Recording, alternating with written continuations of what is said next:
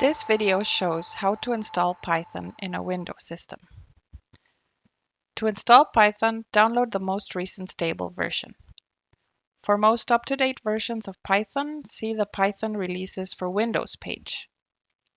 In this video, we will install version 3.81, the latest version as of date.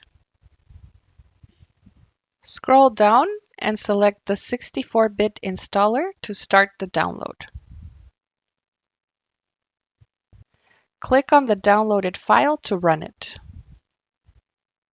Make a note of the directory where Python will be installed. We will need this in later steps. Install by choosing the Install Now option in the installation window. Once installation is complete, this window will appear indicating that the setup was successful. Now open the command prompt. Windows 10 is used in this video, and the way to open the command prompt may vary depending on the Windows system being used. In Windows 10, the command prompt is opened by clicking on the Start button, which has the Windows symbol on it.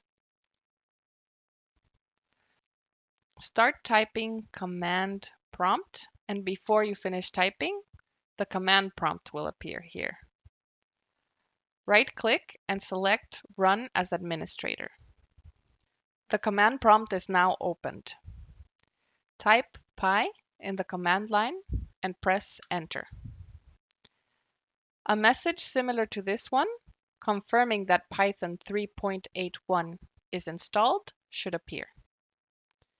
At the start of the command line, you will now see these three greater than symbols, which means you are now in interactive mode.